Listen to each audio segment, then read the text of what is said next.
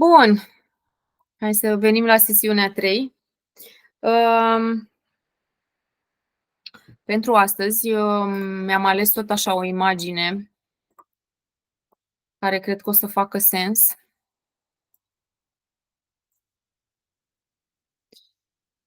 Da? Cum ne punem în fața iepurașului, iepurașul fiind noi, cum ne punem obstacole în fața noastră și le punem pentru că ni se pare prea înfricoșător ce e în fața noastră și punem aceste obstacole tocmai ca să ne împiedice și ca să ne protejeze. Da, exact cum ziceam la Fresh cu Ego, că e tot o formă, e cam aceeași formă, dar pusă puțin diferit. Și ce facem, de fapt, este că noi privim apoi acest obstacol ca și cum e de netrecut și că nu o să ne ajute niciodată cum să facem noi să ajungem pe malul celălalt. Până acum ne era frică de apă și am făcut obstacolul să ne protejăm. Cum ajungem noi pe malul celălalt? Ideea este că tocmai ce am construit, că tot noi am pus toate lucrurile astea în fața noastră, este să le dăm jos, apropo de deconstrucția percepției, și să punem pas cu pas, da? Pentru a ajunge pe malul celălalt, fix din monstrul ăsta de obstacole de aici care ne sperie de fiecare dată, da? Și o să ajungem pe malul celălalt. Adică drumul, da? Drumul este fix prin ce am construit. Că de multe ori tendința noastră este exact asta, că ori să vină cineva să mă ia de aici și să mă mute pe malul celălalt, ori există altă cale, dar nu e asta, și tot fugim și ne tot amețim, evitând exact ce e fix în fața noastră. De asta și așa, picătură cu picătură, lecție cu lecție, zi cu zi, mai dau ceva jos, mai deschid o fereastră, da? Despre a vedea un obiect sau lumea un pic diferit și dau posibilitatea și doar deschid, mai dau jos, mai pun pe drum încă un bolovan din ăsta pe care să calc în drumul meu pe unde am de mers. Și în afară de partea asta,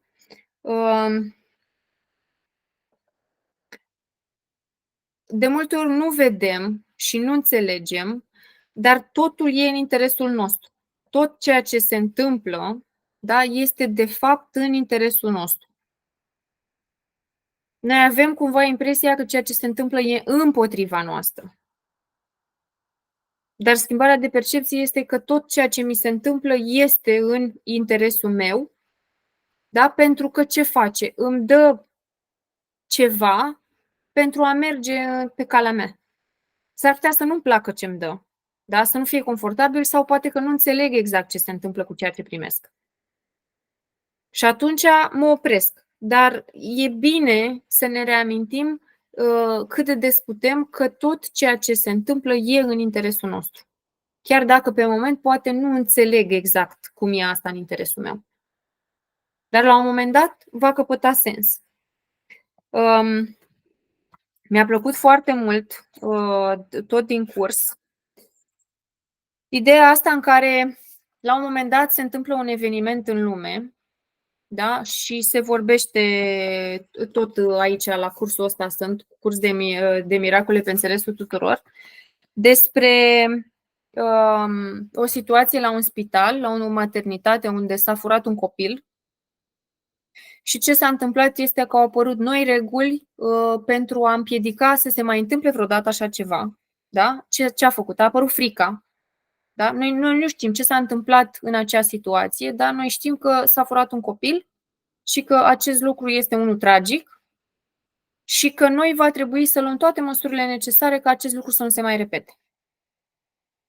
Și ceea ce se întâmplă este că brusc, da, încep să nu mai poată să intre oricine, să cer foarte multe reguli sau chiar să nu mai intre nimeni acolo, da, să blochez, exact cum arată și imaginea, da, încep și construiesc un zid ca să blochez pătrunderea oricui acolo, pentru că așa mă protejez. Și e ca și cum, nu știu, suntem așa ca niște fii rătăcitori și cum îmi place asta, mi-a plăcut dintotdeauna, întoarcerea fiului risipitor sau întoarcerea fiului rătăcitor. Ofelia, nu știu dacă vorbești cu mine sau nu. Nu, ok. Da, la un moment dat, când ceva se întâmplă și ne dăm seama că mai e și altceva. Nu poate să fie doar asta. Și e cumva, se întâmplă o chestie în momentul în care noi începem și căutăm altceva. Ceilalți din jurul nostru încep și ne spun, dar fii realist. Ei, și fi realistul ăsta are foarte multe sensuri. Așa cumva tema de astăzi, la ce m-am gândit eu, a fost asta, cu fi realist, care poate fi interpretată în mult mai multe sensuri. Și de ce? Pentru că în momentul în care se întâmplă, nu știu, uite, avem un vis, da? Și îmi dau seama că poate fi mai mult sau că îmi doresc ceva mai mult. Toată lumea vine și pune așa ca un fel de apă rece peste visurile noastre fierbinți. Zice, dar fi realist, dar trezește-te la realitate că așa ceva nu se poate întâmpla. Ce ne spun de fapt oamenii din jurul nostru? Mulțumește-te cu puțin. Fii limitat. Acceptă blocajele. Și ne fac să fim captivi în spatele zidului de obstacole, da? Pentru că dincolo s-ar putea să fie periculos. Și atunci suferinței, da? Pentru că în momentul în care suferim și ne e frică, ce vrem de fapt? Vrem ca și ceilalți să fie acolo cu noi.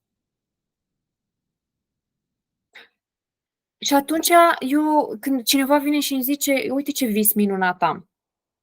Știi, fii realist, s-ar putea să fii dezamăgit, s-ar putea să suferi. Mai bine stai cu minte.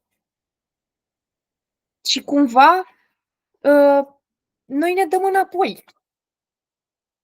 Dar nu putem să ne mulțumim cu puțin.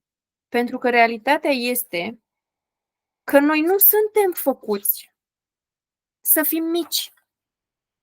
Nu la modul ăsta. Da? Și exact în curs vine partea asta în care zice, nu te mulțumi cu micimea. Însă ceea ce nu înțelegi de fiecare dată când alegi este că alegerea ta reprezintă aprecierea ta de sine. Ce știi tu că meriți? Și exact asta ne spune cursul. Alege micimea și nu vei avea pace, căci te-ai considerat nedemn de ea. Este esențial să accepti, chiar cu bucurie, faptul că nu există nicio formă de micime care te va putea mulțumi vreodată. Căci nu te vei mulțumi decât cu măreția. Pentru că nu suntem făcuți să ne mulțumim cu puțin. Și nu ne putem mulțumi cu puțin. Realitatea este că nu ne mulțumim cu puțin, doar ne mințim că ne mulțumim cu puțin. Pentru că ne este frică că dacă nu ne mulțumim cu puținul ăsta, s-ar putea să primim mai multă suferință. Dar asta ne și blochează. Ca atare, nu e prima oară sau prima formă în care ni se spune fii totuși curajos și crede că meriți să trăiești miracole. Pentru că și în cele 7 nivele de conștiință se vorbește despre asta, despre trecerea de la frică la curaj. Ăla este cel mai important pas, da, în care schimbi vibrația și în care ai curaj să crezi mai mult. Și aici, fii realist, poate să fie, da? Ceilalți ar putea să ne spună, fii realist, nu poți să visezi atât de mult, da? Și să spun, mulțumește-te cu puțin, pe când noi putem să luăm acest fii realist și să știi că meriți să trăiești miracole. Pentru că, de fapt, ăsta este adevărul care ni se transmite prin curs. Fii realist și crede că se poate mai mult și mai bine și că lumea asta, așa cum o vedem noi, nu este așa cum o vedem noi. Da? Și în moment, e tot o schimbare de percepție, da? În care fii realist nu mai percep la modul cu fă-te mic și acceptă, ci fii realist și crede că Dumnezeu a pregătit o lume cu sens, da? Exact cum zice cursul, Dumnezeu nu a creat o lume fără sens, ci alege să crezi, da? Că există cealaltă fațetă, da? În care Putem să credem în miracole și putem să trăim miracolele. Dar mai întâi trebuie să alegem. Și pe cine alegi să crezi? Dacă cumva, dacă noi suntem aici și lumea se desfășoară, Dumnezeu crede în noi. Dumnezeu crede în lumea asta, că dacă n-ar crede, n-ar mai fi nici noi, nici lumea. Pe noi ce ne face să nu credem? Cum am ajuns noi să nu credem? Cum am ajuns noi să nu credem că suntem un miracol? Cine ne-a făcut să credem asta? Și atunci, cum facem, da, prin fiecare zi, în fiecare moment, să facem alegerea asta? Să fim realiști, că totuși suntem un miracol și viața e un miracol. Și să ne dăm voie să vedem că totul este pentru noi. Da? Și că totul este în interesul nostru. Și faptul că avem dreptul să trăim asta. Pe scurt, cam asta. Tocmai de asta am și zis că e un moment bun să stăm de vorbă mai mult astăzi. Despre cum a mers și cum este. Dacă din ce am zis vreți să mai adăugați voi ceva sau să-mi puneți întrebări.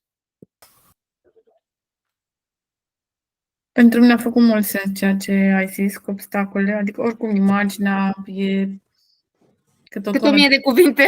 Da, exact, o tonă pentru mine. Și îți tare mulțumesc că a făcut foarte mult sens. Într-o lume fără sens, cum zice și Diana. Da, fi realistă. Chiar mișto. Am rămas cu gândul la fi realist. Mă bucur. Înseamnă că am primit bine informația. Am rămas cu gândul la ce face sens probabil pentru mine sau ce trebuie să înțeleg eu, știi? Unde am eu de lucrat. Mulțumim! Cu mare drag. Atunci o să opresc asta, înregistrarea.